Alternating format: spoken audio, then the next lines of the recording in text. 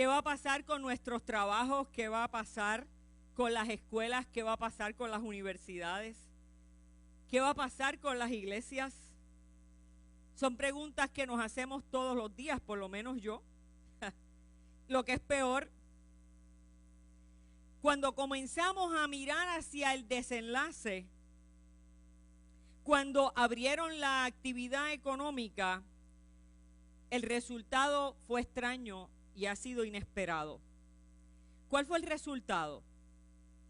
El resultado ha sido que estamos un poco más libres, ¿verdad? Que nos soltaron y estamos más libres. Que la economía ha mejorado un poquito, dicen por ahí. Sin embargo, me he dado cuenta que vivimos más atemorizados.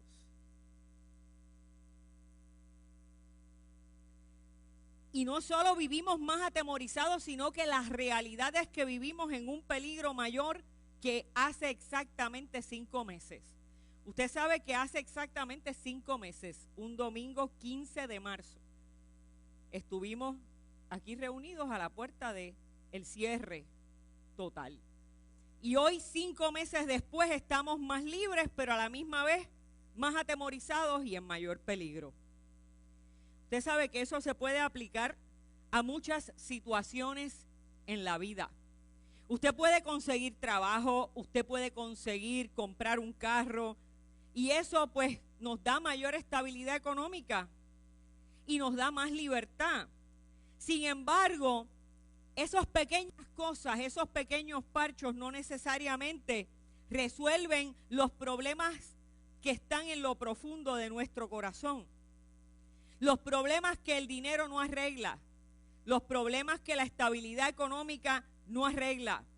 Póngale nombre usted a sus problemas, a los que no necesariamente se resuelven con más dinero o mayor libertad. Por ejemplo, los problemas de relaciones interpersonales, de familia, de matrimonios, los problemas de salud. Mejorar nuestra economía y tener un poco de mayor libertad puede ciertamente ser un gran alivio, pero no es necesariamente la solución a todos nuestros problemas. La mayoría de las personas en muchas ocasiones lo que hacemos es que le ponemos parche. Aquí predicamos hace varias semanas, ¿verdad?, del texto de vino nuevo en odres viejos o nuevos, y ese texto también hacía referencia a los parchos, a los remiendos de la ropa. Así que muchas personas le ponemos parchos y remiendos a nuestros problemas y vamos parchando con pequeños ajustes y medidas, a veces superficiales, a aquellos problemas que necesitan que vayamos ¿dónde? A la raíz, a lo profundo. Y eso nos ha pasado en la pandemia, y por eso estamos hoy a punto de otro cierre casi total. Y las muertes incrementándose cada día ahora por docenas. Eso también nos ha pasado a nivel de la gobernanza del país. Cada 4 años ponemos un parcho. A mí no me gusta hablar de política y ustedes lo saben. Pero es que nosotros tenemos como una conducta de parcho, de remiendo. 4 años uno no lo hizo muy bien, pues entonces 4 años el otro, y nos pasamos entre rojo y azul poniendo parchos. ¿Y sabe usted lo que pasa? Que por alguna extraña razón nos da trabajo fomentar alternativas nuevas y diferentes. Eso también nos pasa a nivel personal. Un nuevo trabajo, un mejor ingreso, un carro nuevo, una mudanza de casa, se convierten en recursos temporeros para tratar de buscar satisfacción, alegría y plenitud en cosas que superficiales, cuando los asuntos importantes del interior de nuestro corazón los tenemos sin resolver. Lo que hacemos es buscar esos recursos para apagar un poco el fuego que hay en nuestro interior, para acallarnos un poco. Pero el problema es que, mire, mucha gente tiene un trabajo nuevo,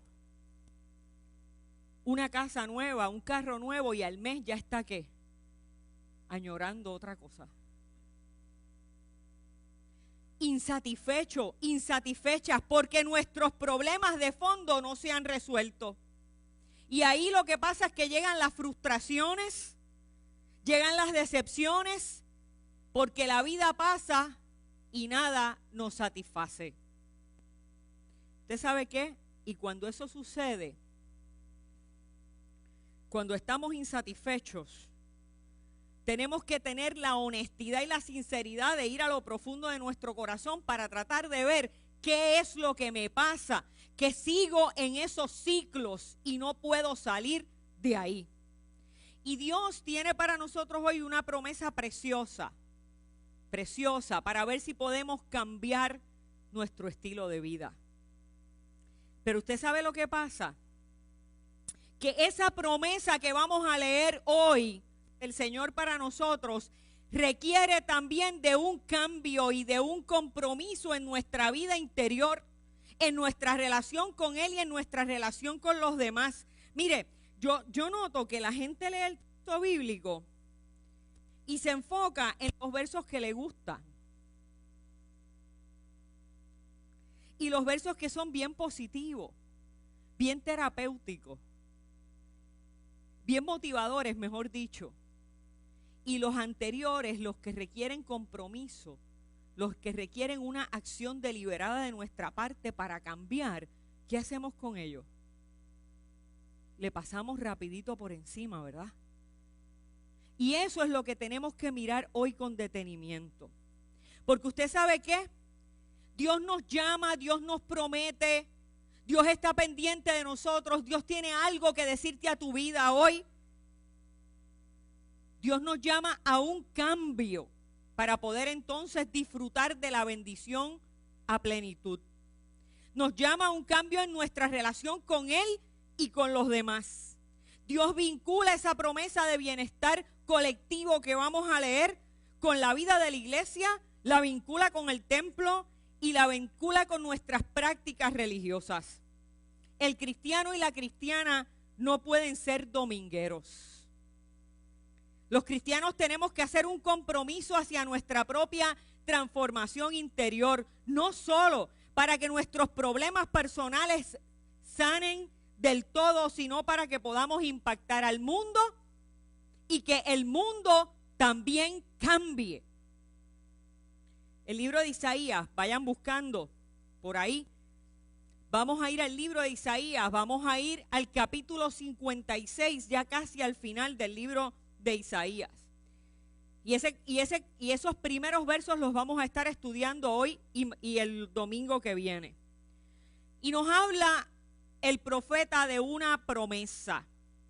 Y nos habla de una palabra de ánimo y de esperanza que Dios le da a un pueblo que se parece mucho a nosotros, a un pueblo frustrado. ¿No se parece a nosotros? ¿O usted no estaba frustrada y frustrado el domingo pasado? Y hoy también dijeron por ahí. ¿Ah?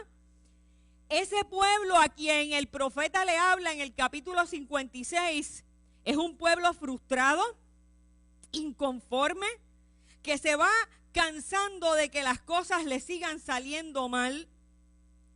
Y esa frustración le va haciendo poco a poco mermar y retroceder en su relación con Dios.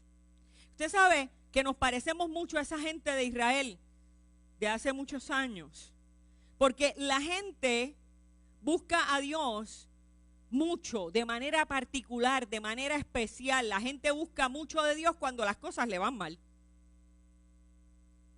Pero entonces, si Dios no les resuelve como ellos quieren, entonces también nos enojamos con Dios. ¿No? ¿No les ha pasado? Mire, y la fe es gratis. La fe es don de Dios. Pero si usted no la mantiene, si usted no la alimenta, si usted no le echa agua, se muere. La fe es don de Dios, pero cuidarla es tu responsabilidad.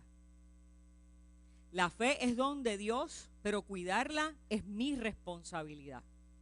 Y entonces, si al menor disgusto, si a la menor decepción porque las cosas no salen como yo quiero, me alejo de Dios, no estoy alimentando mi fe. Estoy claudicando al menor obstáculo. Así que volviendo a la experiencia del pueblo de Israel y conectando, los judíos que habían regresado a Jerusalén encontraron allí un país en crisis. Y ustedes pueden remontarse a todas las predicaciones que hicimos al principio de esta cuarentena y de esta pandemia que nos explicaban una situación en Israel parecida a la nuestra hoy. Y cuando llegaron de su destierro en Babilonia y regresaron a Israel, a Jerusalén en específico, encontraron una situación allí muy triste. Un pueblo en destrucción, un pueblo en ruinas. Y entonces toda la alegría y el gozo de haber regresado al templo, de haber regresado a su pueblo, ¿qué pasó? Se bajó. Porque lo que vieron allí fue un desastre. Pero para colmo, su manera de relacionarse con la gente que estaba allí no ayudó. Porque cuando vinieron los pobladores de Jerusalén y le dijeron, ¿por qué no hacen alianza con nosotros para restablecer el templo? Los que regresaron de Babilonia le dijeron, no, nosotros no nos podemos mezclar con ustedes. ¿Ah? Y entonces, ¿qué sucedió? Si ustedes se acuerdan, que se formó un problema tremendo, porque entonces los que estaban allí se enemistaron con los que regresaron y el proyecto, ¿qué pasó? Se detuvo. Por años se detuvo el proyecto de la reconstrucción del templo. Las dinámicas sociales eran terribles, cualquier parecido con nuestro Puerto Rico de hoy es pura coincidencia. Y aunque estaban en Jerusalén, seguían sin lugar donde adorar, porque sus conflictos interpersonales detuvieron la obra. Escuche bien, sus conflictos interpersonales tuvieron una repercusión en el proyecto de reconstruir el templo y reconstruir la ciudad. Cualquier parecido con nuestro Puerto Rico es pura coincidencia.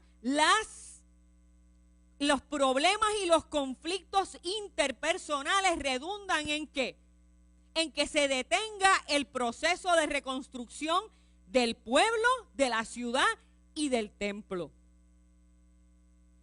Mire, lo que pasa es que para colmo, el tiempo en el que se extendió ese conflicto fue tanto que usted sabe que cambiaron de gobierno como 3 veces.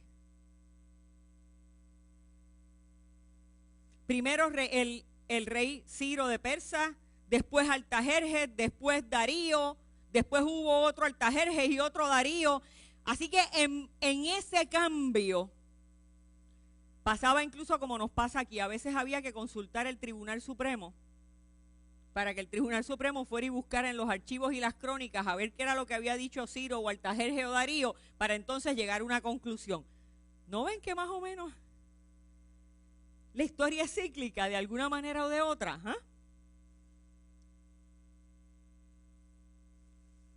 Este pueblo estaba un poco como nosotros.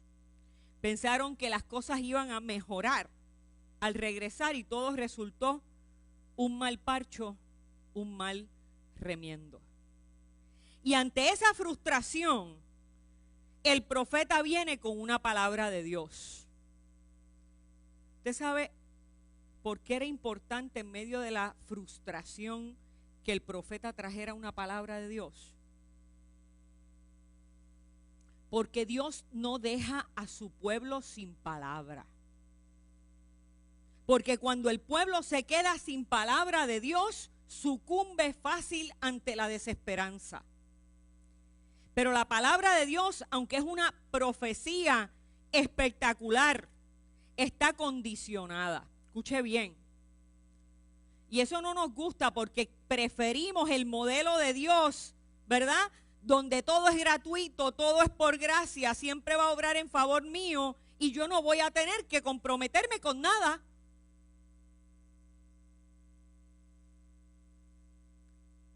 La gente en su mayoría terminamos decepcionados y decepcionadas cuando no vemos las promesas de Dios cumplirse. Lo que pasa es que generalmente leemos la segunda parte de la promesa y no leemos la condición para la promesa. Y entonces después, como la culpa es huérfana, ¿a quién se la echamos? A Dios. Y Dios nos bendice a todos por gracia. Nos bendice con el don de la vida, nos bendice con el don del trabajo, nos bendice con el don de los hijos, de los seres queridos. Pero hay cosas, mis hermanos y hermanas, que requieren de un pacto, de un compromiso de cambios y acciones transformadoras. Y esa es la parte que nos da trabajo. Probablemente yo llegué a unas supuestas vacaciones con un tema que a ustedes no les gusta. Porque en lugar de hablarle de la promesa y de lo que vamos a recibir y de todo lo que Dios tiene para nosotros, ustedes ya se tienen que haber ido dando cuenta que me estoy enfocando no en la promesa, sino en lo que yo le tengo que dar a Dios para ver la promesa. Y esa es la parte que nos da trabajo. Así que escuche bien, Isaías 56, verso 1. Así dice el Señor. ¿Qué pasa cuando uno escucha así dice el Señor? Ninguno de los que están aquí o a través de internet, que tienen una experiencia a lo mejor más pentecostal, más avivada. ¿Qué pasaba cuando en la congregación se levantaba una hermanita o un hermanito y decía, así dice el Señor?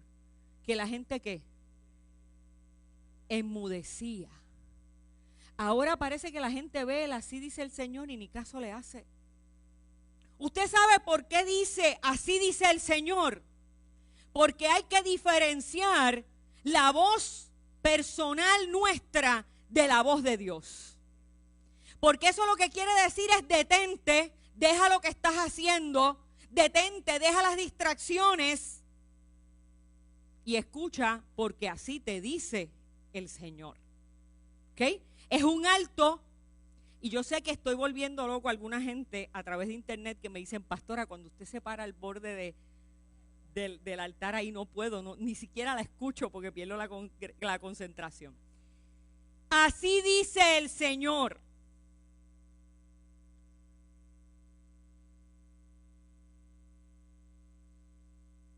Guarda el derecho, o sea, haz lo recto. Y haz justicia, porque cercana está mi salvación para venir y mi justicia para manifestarse. Bienaventurado el hombre que hace esto y el hijo de hombre que lo abraza, que guarda el día de reposo para no profanarlo y que guarda su mano de hacer todo mal. Vamos a volver a prestar atención. El Señor está diciendo, pronto se va a manifestar mi justicia y mi poder de salvación.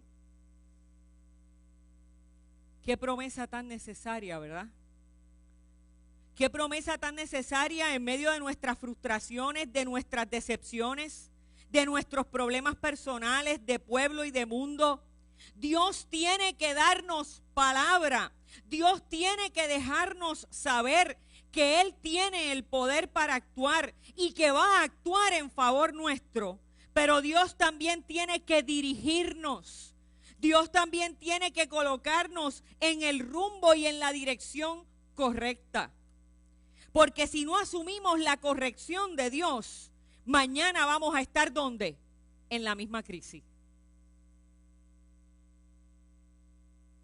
Así que para que se manifieste ese poder salvador, para que tú y yo podamos ver esa liberación y esa salvación en nuestras propias vidas, el texto nos condiciona y usted sabe lo que dice, vamos a ver si lo recuerda, que primero tenemos que practicar la justicia y hacer lo recto. Pero nos gusta más oír que Dios va a venir con un poder espectacular y va a resolver el problema de un tiro, ¿verdad que sí? La parte de obras rectamente y a justicia no la queremos recordar. Todos nosotros, mis hermanos y mis hermanas, tenemos que cambiar. Todos tenemos cosas que cambiar. No se ilusione, ¿sabe? Usted no está más cerca de la perfección que ninguno otro que esté sentado a su alrededor. Todos tenemos cosas que cambiar. Vivir practicando la justicia y viviendo en rectitud no se refiere solo a las cosas grandes. Por ejemplo, la gente piensa, yo no mato, yo no robo. Ah, pues ya, está resuelto, ¿verdad? Vivir en justicia y en rectitud no se refiere solo a las cosas grandes. Se refiere también a las pequeñas zorras que echan a perder el huerto. Se refiere a las injusticias que cometemos en nuestra casa y con nuestra familia. Se refiere a las injusticias que cometemos en nuestros trabajos. Se refiere a las veces que no digo mentira, pero oculto verdades. A las veces que no robo, pero manipulo para obtener lo que me pertenece. Se refiere a las veces que uso a otros y a otras para obtener mi beneficio. Se refiere a las veces que ofendo y no pido perdón. Se refiere a las veces que he ofendido o que me han ofendido y no paso la página.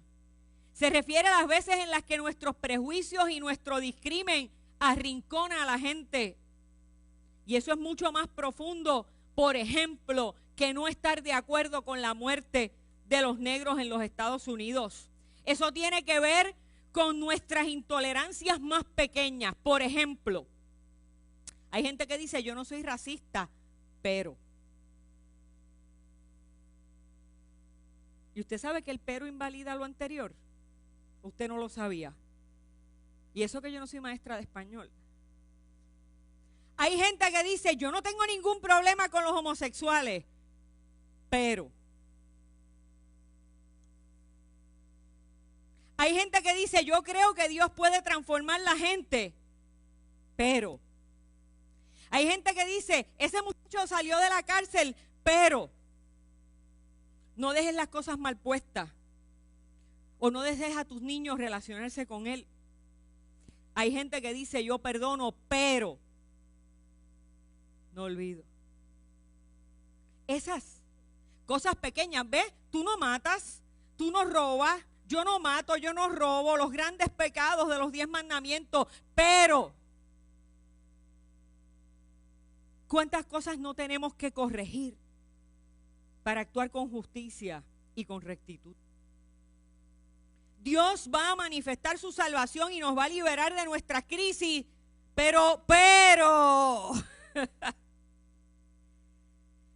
estamos cada vez más y más practicando la justicia y haciendo lo recto desde lo más grande hasta lo más pequeño. ¿Ah? ¿Algún pero de eso nos cae a nosotros? Y además de esto, que es un desafío bien grande de parte de Dios, Dios nos complica la cosa todavía más. Y esta parte a mí me parece bien complicada para mucha gente. Porque usted sabe que hay mucha gente que piensa, es una mentalidad generalizada del hombre y la mujer contemporánea, que la espiritualidad se puede practicar sin vínculo con la iglesia. ¿Cierto o no es cierto? Eso es un entendimiento generalizado ahora de la espiritualidad.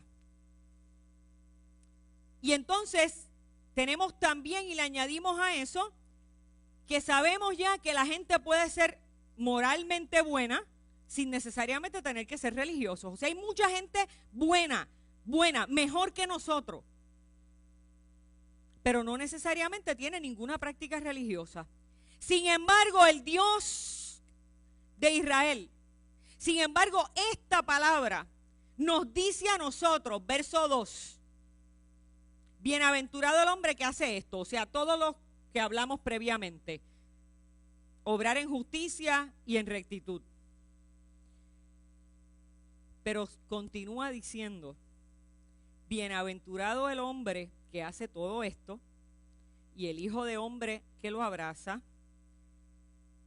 que guarda el día de reposo para no profanarlo y que guarda su mano de hacer todo mal. Hasta ahí, yo estoy segura que ustedes pueden decir, la pastora me convenció. Obrar con rectitud y con justicia también implica resolver esas pequeñas zorras, ¿verdad? Que pueden echar a perder mi vida y mi familia.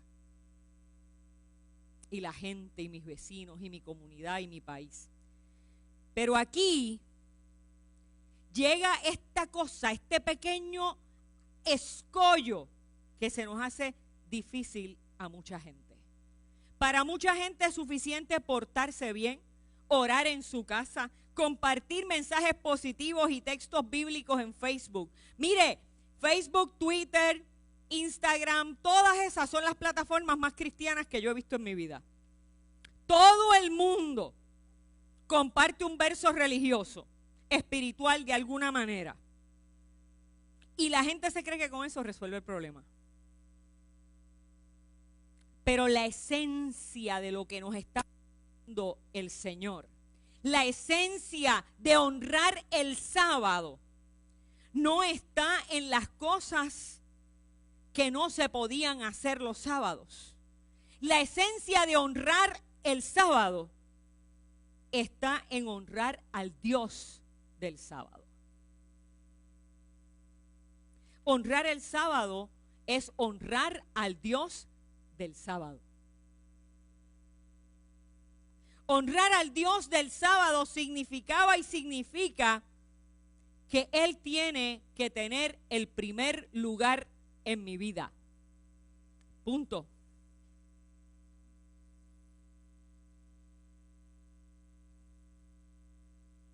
Con todo y con que Dios tiene el primer lugar en nuestra vida, a mí me dio mucha tristeza leer ese verso. Me dio tristeza de Dios. Sentí que Dios se conformaba con que yo le dedique un solo día. Me dio tristeza de Dios. Pensé que Dios estaba como los padres y las madres que le mendigamos a un hijo un día. Qué triste que Dios se tenga que conformar con un día de tu vida. Y en muchas ocasiones, ni un día le dedicamos. Ni uno. Es más, ni un par de horas le dedicamos. Porque conseguir que exista compromiso para la vida de la fe es una lucha. Porque la gente tiene miles de excusas a la hora de comprometerse con la obra del Señor. Que si trabajo, que si la familia, que si no estoy listo, que si necesito mejorar un montón de cosas en mí. Mire, si usted necesitara mejorar un montón de cosas en usted mismo para trabajar para el Señor, ninguno de nosotros trabajaríamos para la obra del Señor, empezando por su pastora. Porque la plenitud de vida y la santidad plena del ser humano va a llegar el día de la resurrección de Jesucristo, de nosotros con Jesucristo, en el día final.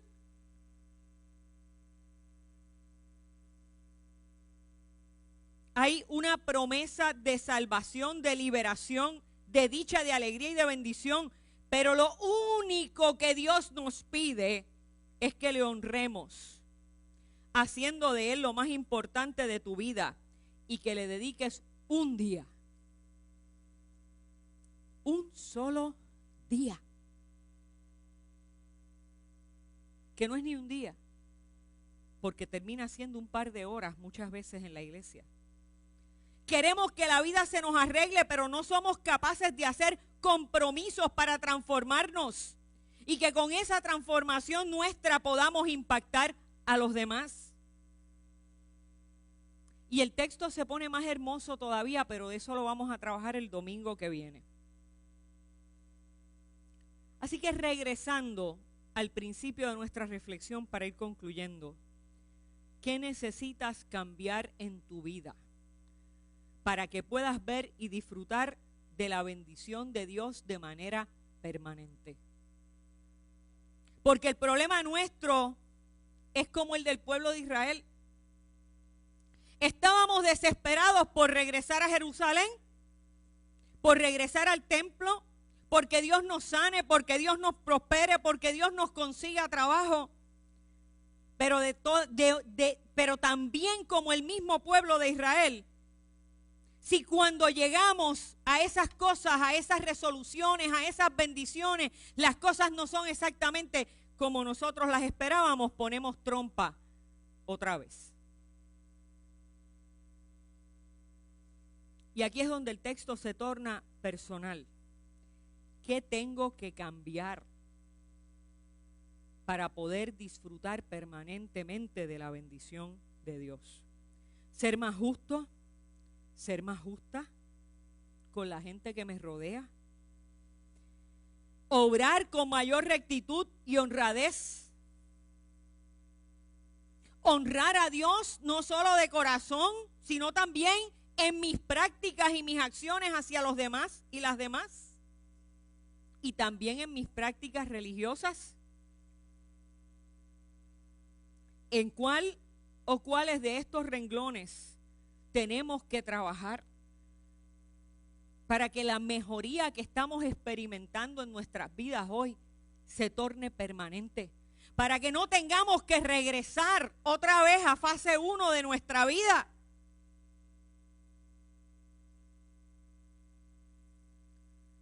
¿Qué cambios y qué compromisos tenemos que hacer para poder recibir permanentemente y disfrutar de esta bendición? O para que Dios transforme mi situación, nuestra situación difícil, en esa hermosa promesa de salvación. Aunque tenemos mucho que hacer para que esa promesa se manifieste, hoy debemos de salir de aquí, como dice el verso 2, bienaventurados, dichosos. Eso lo que significa es dichosos, alegres, bendecidos, porque pronto, dice el Señor, pronto el Señor va a llevar a cabo su liberación y nos va a mostrar su salvación. Y yo lo creo. Y yo creo que pronto el Señor va a llevar a cabo su liberación. Y yo creo que el Señor la va a llevar a cabo pronto para nosotros en nuestro carácter personal. Y yo creo que la va a llevar a cabo pronto para nosotros en nuestro carácter colectivo. Y yo creo que la va a llevar a cabo pronto para nosotros como iglesia. Ya usted va a ver la semana que viene lo que continúa diciendo el texto. Pero para eso requiere de parte nuestra un compromiso, un pacto, un compromiso de cambio, de relación. No solo con Dios, sino con mis hermanos. No solo con Dios y conmigo mismo y conmigo misma, sino con la vida de fe. Ahí donde se alimenta la plantita de la fe, es en la coinonía, es en el estudio de la palabra, es en la pasión que emerge de nuestros corazones cuando tenemos una relación más profunda con el Señor. Es cuando honramos a Dios en el sábado. El sábado no necesariamente significa un día específico de la semana, significa honrar a Dios porque Él es el centro de mi vida. Porque es Él el principio de todo. Vivimos mariposeando en nuestra vida espiritual, volando de flor en flor. Picamos un ratito aquí y un ratito allá. ¿Ah?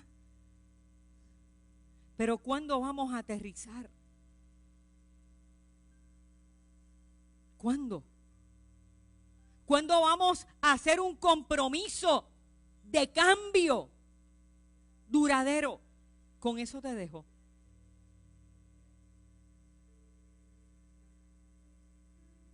Para muchos el compromiso con la iglesia, con Dios, es cuando me sobra tiempo. El Señor no está pidiendo sobras, aunque a veces me parece que se conforma con nuestras obras. El Señor está pidiendo con corazones transformados que impacten la sociedad. Vamos a seguir teniendo gobiernos corruptos. No sueñe con que eso se va a acabar. En la medida que nosotros como sociedad no cambiamos y tenemos el coraje entonces de cambiarlos a ellos, de exigir algo mejor, vamos a seguir teniendo lo que nosotros mismos promovemos. No sé si era Albizu Campos que decía que los pueblos tienen lo que buscan. Los pueblos tienen lo que buscan. La gente tiene lo que buscan o no tienen lo que buscan. Nosotros, en la mayoría de las instancias, recogemos los frutos de lo que hemos sembrado. ¿Qué tú vas a sembrar hoy? ¿Cuál es tu compromiso con el Señor hoy? Meditamos mientras cantamos.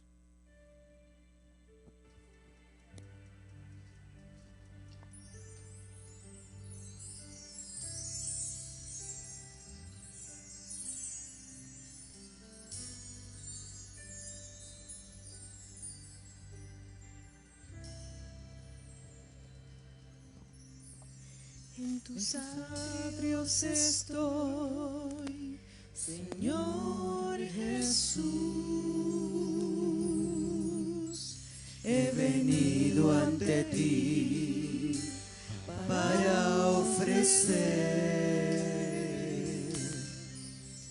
mi alabanza en gratitud.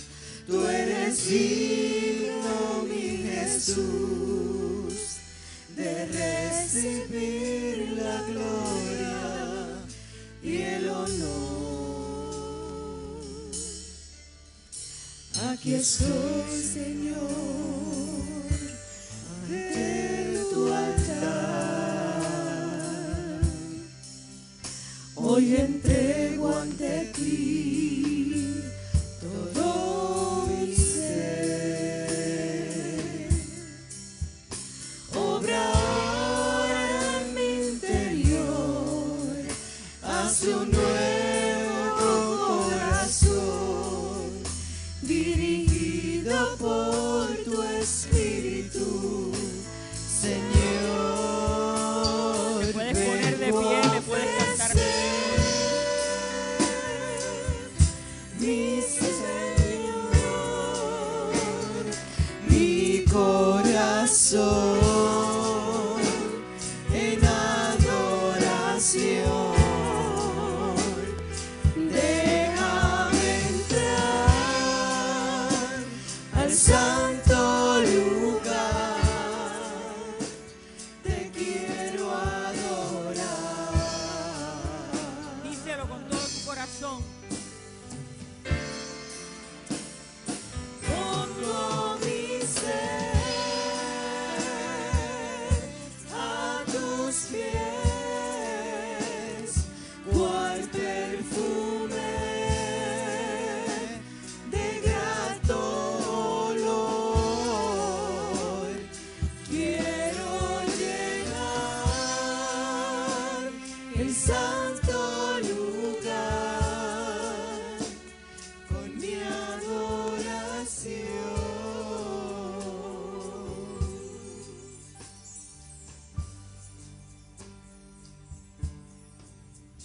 En tus atrios estoy, Señor Jesús. He venido ante ti para ofrecer mi alabanza en gratitud. Tú eres digno, mi Jesús, de recibir la gloria y el honor.